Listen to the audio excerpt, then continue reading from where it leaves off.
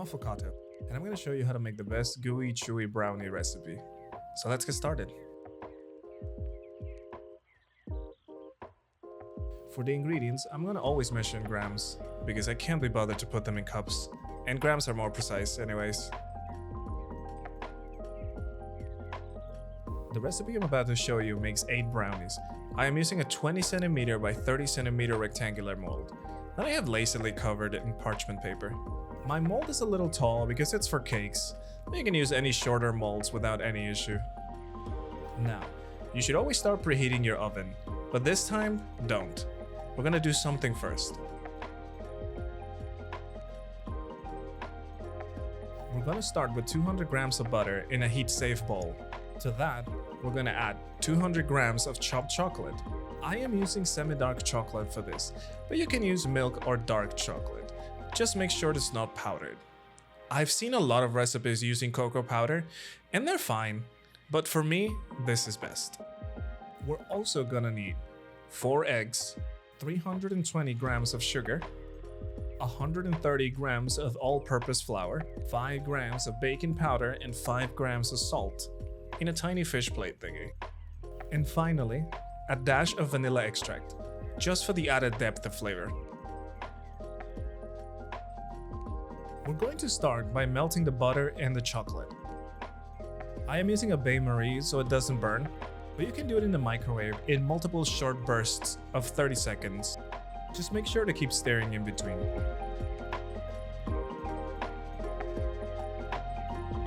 Once the butter and chocolate are completely melted, we're gonna set it aside to cool down to room temperature while we do the rest. The chocolate should have a very glossy and almost mirror-like texture. Now we're gonna preheat our oven. We're gonna set it to 170 degrees Celsius. In a large bowl, we're gonna crack the eggs, add the sugar and vanilla extract, and we're gonna whip it at high speed. I am using a stand mixer here, but a hand mixer works as well. Just make sure to keep going in a circular motion until you get the same result. Once our eggs and sugar have been whipped together and it has a dense meringue-like consistency, our chocolate and butter has had time to cool to room temperature, you're gonna mix the two while whipping. Make sure the chocolate mixture is not hot, otherwise you'll cook and scramble the eggs, and we don't want that. That's why I told you, we should do it first. Also, don't forget to scrap the sides of the bowl to get every little bit of that chocolate mixed. Combine the salt and baking powder with our flour, and once it's mixed, we're gonna sieve them into our new egg and chocolate mixture. Mix everything until it's well combined. Make sure to fold the batter to avoid any clumps of flour showing up after baking.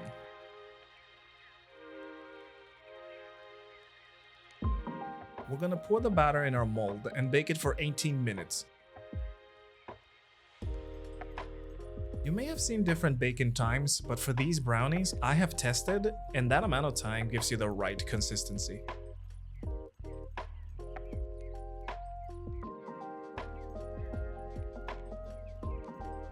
This will make fudgy brownies. However, if you like a more cakey brownie, you can add a couple minutes more each time until your desired consistency. Now, you're gonna pull them out of the oven and let the brownies cool down. You'll see they will deflate a bit over time, but this is normal. You need to let them cool down fully before cutting them. Once they've fully cooled down, you can pull them out of your tray and portion them, so you can enjoy them after. If you don't, they may not keep their shape when cutting.